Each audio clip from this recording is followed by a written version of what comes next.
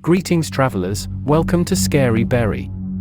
Today, I will be telling you 3 very creepy stories about encounters with stalkers. If at any time you want to read along, you can turn on the YouTube subtitles, or use the links below to check out these stories and their respective original creators. Without further ado, let's get this shit started.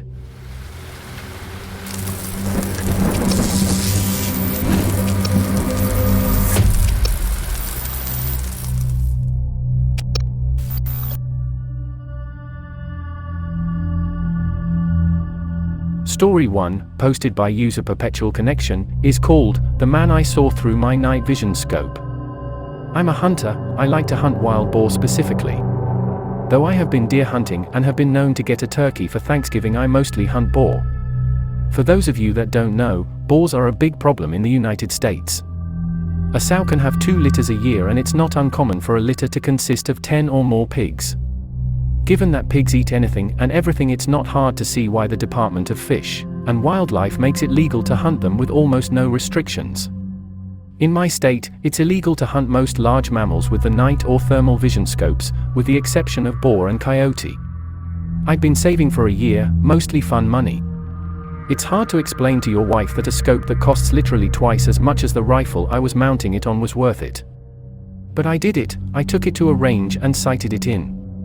There was an area that was peppered with boar activity that I knew would be perfect for a night hunt. It was easily accessible with my truck, with easy-to-find spots that I could set up in that overlooked a large, easy-to-navigate clearing. The night started uneventful, mostly me tinkering with my new toy, cycling through the settings.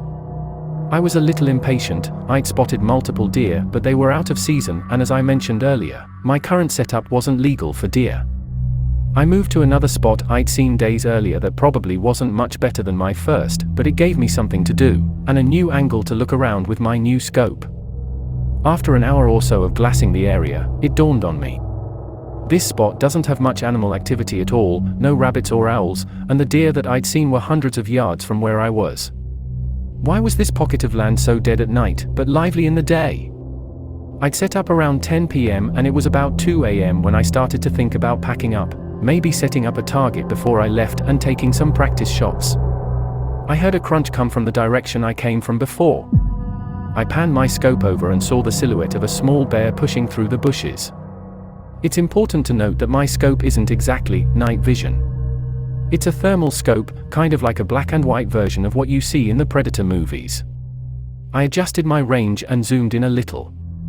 I remember jolting a little when I saw that it wasn't really a bear, it was a man. Because he was so low and hunched over, I thought I was looking at a young bear. Is that a game warden? It couldn't be. I would have seen the headlights coming up the road from where I was perched. And where could he have walked from? I was 30 miles away from anything and on public lands. I was about to call out when I adjusted my sights and noticed he was naked. No shoes, pants, or anything. I remember being disturbed by his movements, like a squirrel or something. Twitchy and grabbing at the foliage, sniffing around and palming the tree. Was that my tree? The one I'd been leaning against earlier? The thought terrified me. Could he smell me? Then he did something I still have nightmares about today. He squatted and placed his hands in the dirt between his feet and stared straight up like a dog mid-howl. And I heard it, a voice coming from that direction, a very compelling female voice. "Help! I'm lost." There was a long pause, but neither of us moved a muscle. The center of my sights was trained at the dirt in front of his feet. I couldn't bring myself to aim directly at another person. It went against everything I'd been taught about firearms. Were they lost? Was this some guy that had gone crazy out here? Why was his voice so feminine? "Help! Please! I can't walk!" the voice called out. That's when I called bullshit. Not only could he walk, but when I first saw him he was traversing the land with ease for a naked person, so good I mistook him for a bear.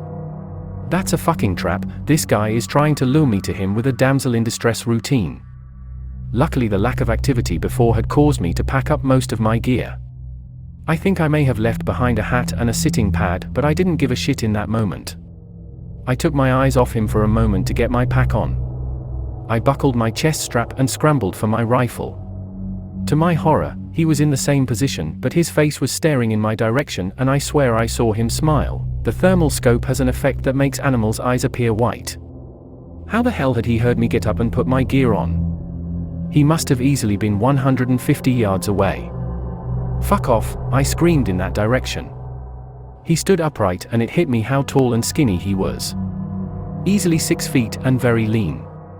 He took a couple of long strides in my direction, and I instinctively sent a round sailing above his head into the tree line. He was freaky as hell, but he hadn't really threatened me. What would I tell the cops? I was unwilling and unready to shoot someone. He stopped dead in his tracks and hunched down on all fours. The next one will fuck you up. Go away. He stayed on all fours, and this time I had my sights trained on the center of him. His eyes were just above the grass like a large cat or something. I was trying to stop my trembling and knew that my voice had cracked a little on that last warning. I was terrified. That standoff probably only lasted a minute or two, maybe less, but it felt like forever. In an instant, he bolted left towards the tree line opposite the road. So much for not being able to walk. I could barely keep him in my scope, he was moving so fast. He disappeared into the brush, and I sent another bullet sailing high in his direction. I racked another round and tried to pocket that mag and swap for a fresh one, but I dropped it and didn't bother looking for it. I wasn't far from my truck, and I wanted to get out of there. I could hear him in the distance, yelling in this weird sound that could have been a laugh or a cry. I scrambled up the trail and arrived at my truck breathless. I tossed my gear into the cab, but kept the rifle in the passenger seat and sped off. For the longest time, I told that story from the perspective of having spotted some deranged crackhead living off the land like some kind of caveman. I reported it to Fish and Game, but all they did was scold me for hunting at night alone, never received an update. It wasn't until I told this story on a camping trip that my nephew told me about wendigos, rakes, and skinwalkers. My story scared the piss out of him because the spot we were camping was technically the same forest I'd seen the bastard. Just 50 miles east of it. He was so spooked his mom, my cousin, had to take him home. She was really pissed. I've gone down the rabbit hole on these scary stories. I'm not saying what I saw definitely was a wendigo or a skinwalker. I'm saying that if such a thing exists, I may have dodged quite the bullet that night. Or maybe it was just a tweaker being Donnie Thornberry in the middle of the night. Either way, thought I'd share. That was pretty creepy. A random naked dude who behaves like an animal watching from the dark. You never know what could be lurking in the dark. Or under your bed. On to the next story. Story number 2 was posted by Reddit user FinancialAd2094, and the story is called Accidentally Stumbled Upon a KKK Meeting. I'm sure we can all assume what's going to happen, but there is a completely shocking surprise to this one. So back in 2015, I was visiting a friend who lived in Burbank, California. You know those silly creepy folklore tales where you go to a rural place where a tragedy had happened, then do some obscure thing, like flash your lights 3 times, and then something super creepy happens? Yeah, well, we were in our early 20s and thought that doing something like that would be super fun and cool. My memory isn't the best, so I'll probably get some of the details wrong, but the story goes that there was this children's psychiatric hospital on top of this massive hill where a school bus had crashed while transporting multiple of the children, causing them all to die. The psychiatric hospital was now serving as a cemetery. You were to go to the cemetery, find the driveway leading to the house at the back of the grounds, and put your car in neutral. Then your car would be pushed up this hill, and you would have small fingerprints all over your bumper from the said ghost of children's past. We are driving to the cemetery, and there's this tiny little village, literally only one stop light, and a long winding road up to the top of the hill where the cemetery is. We get to the top finally, and are driving around for a bit trying to find the point to put the car in neutral. Having a hard time finding it. Next thing you know, we turn the corner, and I shit you not, there were about 30 people in the white KKK hoods with 20 feet long torches in a circle in the middle of the cemetery. Mind you, it's like 3 in the morning at this point. I'm freaking out. My friend who is driving seems mildly disturbed, but just parks her car out of sight to look something up. Next thing we know, there's a massive white pickup truck that comes speeding up behind us, flashing its lights and honking its horn. They're approaching so quickly that I think that they are about to rear-end us and hurt us. My friend puts her car in gear and we are trying to outrun this truck. We are chased out of the cemetery down the winding hill. The truck tailgates us so hard I truly don't know how he didn't hit us. Once we pass the light to exit the small village at the bottom of the hill, the truck turns around and heads back up to the cemetery. Needless to say, I never did anything of the sort again. On to story number 3, posted by Reddit user devmc_3000, the Solicitor. I was 16 when this first happened. This happened around January, just after Christmas. My family went on vacation and left me in the house with my dad. My mom and my sisters were on vacation with my aunts. We didn't hire a house sitter to watch over the house because of previous house sitter robberies, so me and my dad and I were the only ones left home. It was Thursday, probably around 9 o'clock. I liked staying up at night, plus my dad wasn't home, his work shift was extended. But at that time something weird happened. It was 9:30 and I could recall that my dog was scratching the door, so I fixed his collar and walked him out to do his business. While watching him, I remember seeing a vaguely strange man walking through the suburban streets, and at first I didn't really mind him and was back to doing my business. But at around like 9:45 I was going back inside when I saw another man walking again. While closing the door, he seemed to be walking more slowly, and if I could recall, I think it was the same man walking before.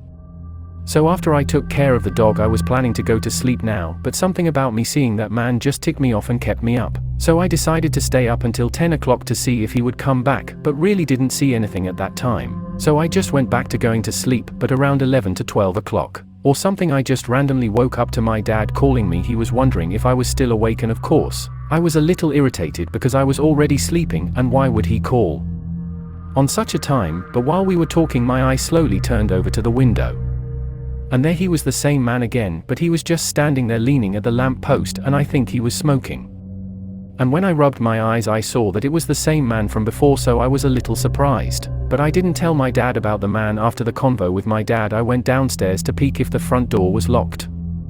It was, but I just felt a little uneasy at that time. I went back upstairs and peeked through my window, and the man was still there staring, looking at the house. I could feel that he knew that I was staring at him. I didn't go to sleep because of that. I grabbed the baseball bat my little brother was using for baseball practice and kept it beside me. I was really stressed at that time and was shaking softly, but I wanted to call 911 but was afraid I'd only waste my time by reporting something that I don't have clear evidence on. And right at that moment, I could still remember that day when he started brisk walking up to my house, and I immediately just jumped and went into fight or flight mode. I raced downstairs to stay, and when I heard knocks, I immediately called my dad and told him to check his Ring doorbell camera, and he saw the man too.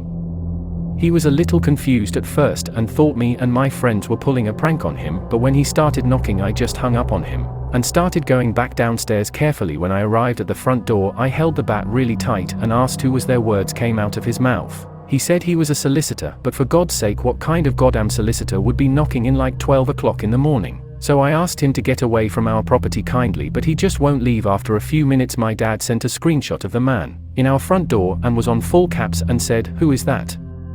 And I just ignored the message to guard the front door. He started knocking on the door more vigorously and aggressively, and I clutched the bat ready to swing. I heard another notif on my phone saying my dad was coming home to go check on me, but the man started kicking on the door and knocking it more aggressively. I tried telling him to leave angrily, but he ignored it and kept on continuing. After a few seconds, he stopped. I checked my upstairs bedroom window and see he was sprinting away from the house and saw headlights entering the driveway. I was struck with relief when I saw my dad come out of the pickup. After that, he called 911 and told them about the incident, and hung up posters and posted his face on social media for awareness. But that's all that really happened. After a few weeks, nothing strange ever happened again. Thank you guys for watching this video, and I hope you enjoyed it. Please like and subscribe to the channel to support us, and check out our other videos. And as always, stay very scary.